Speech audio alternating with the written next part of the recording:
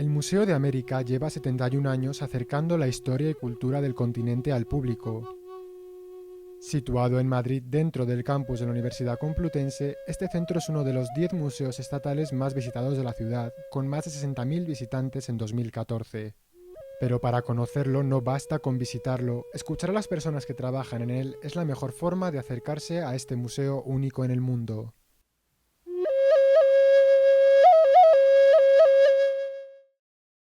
El objetivo del Museo de América viene determinado como museo que es estatal y dependiente del Ministerio de Educación, Cultura y Deporte, viene determinado por el Real Decreto de 1993, que es el conjunto legal que regula cómo debe ser el museo. Fundamentalmente lo principal es la conservación de las colecciones americanas que forman parte del Estado. Y luego, lógicamente, de la difusión de las culturas, tanto americanas como la historia de la expansión de los españoles en el Pacífico. Este museo es necesario fundamentalmente porque es un museo político, como suele ocurrir con todos los museos, de todas las instituciones museísticas o archivísticas o bibliotecarias y tal, tienen que ver con un planteamiento político. Es necesario fundamentalmente porque España descubrió, colonizó América, estuvo presente allí más de 300 años y por ende pues cuenta con unas colecciones magníficas y creo que es muy interesante que en una ciudad como Madrid, pues no solo los madrileños, sino el resto de los españoles y de los visitantes del resto del mundo, pues puedan ver el único museo de América que existe en el mundo, porque este es el único. Hay colecciones americanas en otros muchos museos, pero como tal, lógicamente, España es la única que políticamente ha jugado esa baza de tener un museo exclusivamente dedicado al continente. Un museo exclusivo con objetos únicos, cuyo valor atemporal dota al museo de una gran riqueza histórica y cultural. Quizá las piezas más conocidas sean el Tesoro de los Quimbayas, que es un conjunto de 134 piezas precolombinas del Valle del Cauca, entre el inicio de nuestra era y el siglo VIII, más o menos, de nuestra era, y desde luego el Códice Maya Torocortesiano, que es uno de los 3 únicos manuscritos prehispánicos mayas que se conservan, junto con el de París y el de Dresde.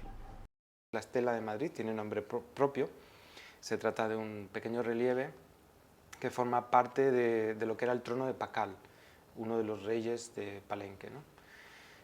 También es una pieza única fuera del área de México, el área maya.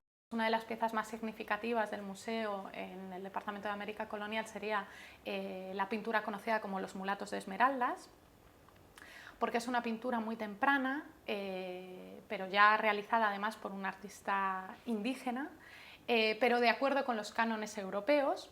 Otra pintura también es la entrada del virrey Morcillo en Potosí en 1716, es una pintura de grandísimas dimensiones en la que están representados prácticamente todos los estamentos sociales, que además representa un acontecimiento que fue bastante importante para la Villa Imperial de Potosí.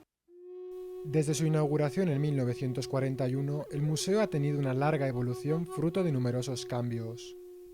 El más drástico y reciente es el que llevó a su reapertura en 1994, bajo una nueva perspectiva antropológica que se mantiene hasta la actualidad. Por primera vez todo el edificio fue destinado a museo, cosa que no había ocurrido en la primera inauguración del año 1965, que solo se ocupó una parte, y de una manera muy singular el cambio de discurso. Es decir, se pasó de un discurso historicista, un tanto colonialista en algunos sentidos. Hay que tener en cuenta que este museo lo crea el general Franco en el año 1941 y por lo tanto es un museo que más que hablar de América se concibe como una exaltación de la labor de España en América. Eso en el año 94 se cambia por completo y se adopta un planteamiento antropológico con un respeto absoluto por todas las culturas y en el que las piezas pasan a estar expuestas no por dónde, cuándo o quién las ha hecho. Que hay una pequeña parte cronológica e histórica en el museo donde eso se puede ver, pero en general la mayor parte del nuevo montaje lo que hace es hablar de cómo el hombre americano ha respondido a las grandes constantes que el hombre tiene por el simple hecho de existir. Hay tres grandes bloques, hay piezas que tienen que ver con el mundo prehispánico y por lo tanto dependen del Departamento de Arqueología, piezas que tienen que ver con el mundo colonial o virreinal, que tienen que ver lógicamente con el Departamento de Arte virreinal, y luego las mejores colecciones desde el punto de vista de su singularidad, que son las que tienen que ver con las culturas indígenas y que es el Departamento de Etnología. El departamento, como cualquiera de los otros dos departamentos de colecciones, básicamente se ocupa de gestionar, de realizar todas las labores relativas a la gestión de las colecciones que tiene asignadas. En este caso son las de las correspondientes al periodo colonial y luego tenemos algunas piezas también del siglo XIX.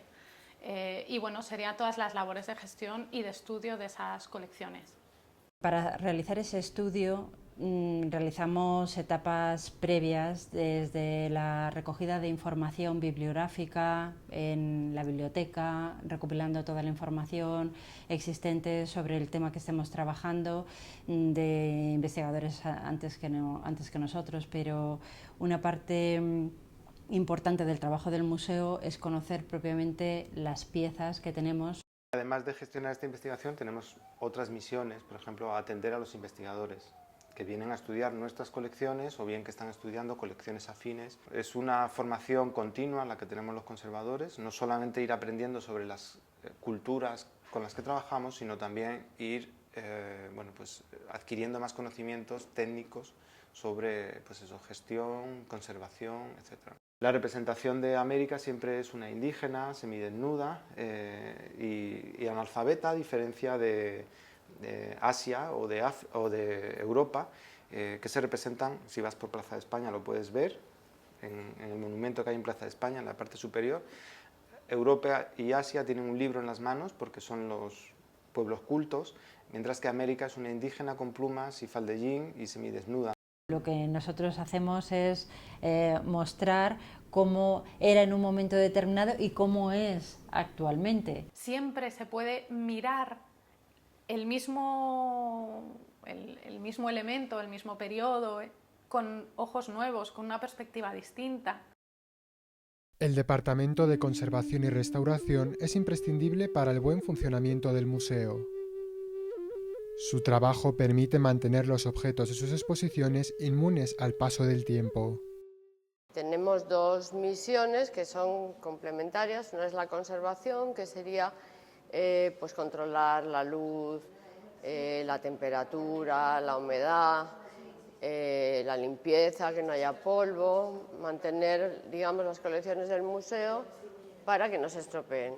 Y otra cosa es el Departamento de Restauración, que interviene cuando ya alguna de las obras ha sufrido algún contratiempo, o a veces cuando adquirimos obras y las obras hay que restaurarlas porque no tienen la solidez o porque han venido defectuosas. Unos 7 meses para una obra que sea complicada. Se puede hacer si es pequeña y no tiene dificultad, a lo mejor puedes hacer una al mes. Aquí detrás ves un cuadro muy grande que adquirió el museo a través del Ministerio de Cultura y ahora estamos restaurándolo y también lo estamos haciendo con vistas al público. Difundir el conocimiento de América entre los jóvenes y niños es otra de las labores que lleva a cabo el museo desde el Departamento de Difusión y Educación. Para infantil y primaria, es decir, desde los 4 hasta los 11 años más o menos, tenemos una oferta de visita-taller. Todos los años renovamos esa visita-taller, que va desde octubre hasta el mes de junio, y cada año sobre un tema diferente. Para nosotros es fundamental que el concepto que quede después de hacer la visita-taller o la visita guiada sea el tema de la igualdad entre las diferentes culturas, que conciban el museo como un lugar de diálogo, que todas las culturas tienen la misma importancia y que por muy diferentes que podamos parecer, todos al final tenemos la misma importancia. Para ya secundaria o bachillerato, la oferta que tenemos es una visita guiada más al uso, ¿no?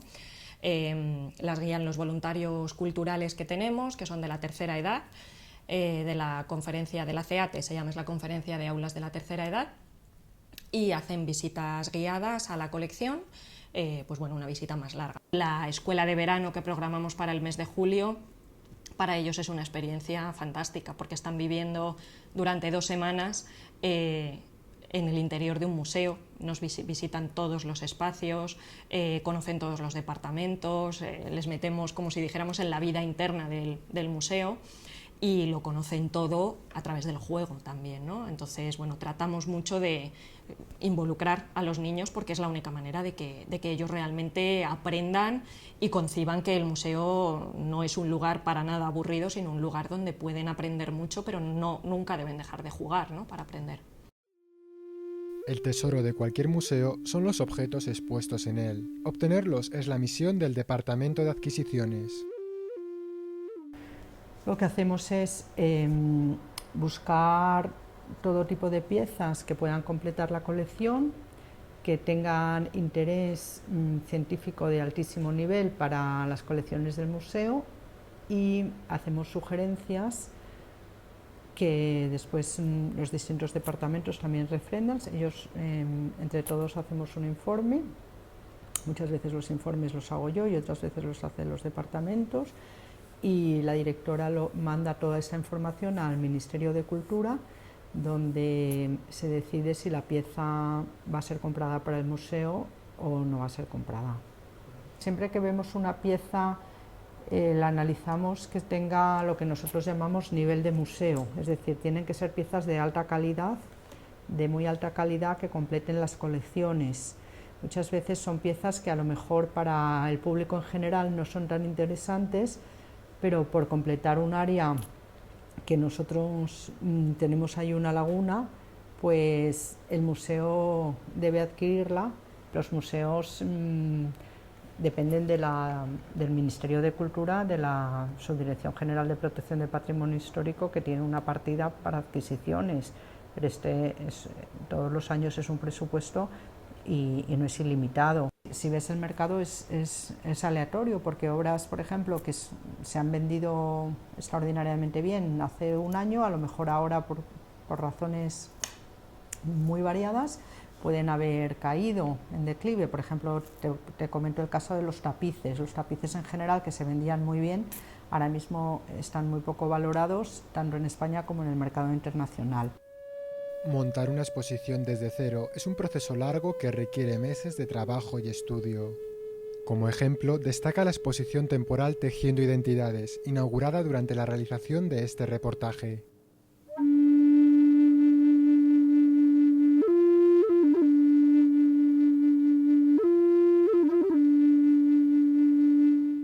Primero empiezas conociendo qué materiales tienes, catalogándolos, identificándolos, ideas el discurso que tú quieres contar al público de forma lo más organizada y también de la manera más sencilla, para que las cosas, aunque sean muy complejas, sean fáciles de entender para el público general, y materializarlo físicamente, pues trabajando con el Departamento de Conservación, realizando soportes específicos para que las prendas que se han colocado en la exposición estén adecuadamente expuestas, que no sufran ningún riesgo, controlar todas las condiciones de humedad, de temperatura, de luz, para que no sea un problema su exposición durante estos 6 meses que va a estar expuesta.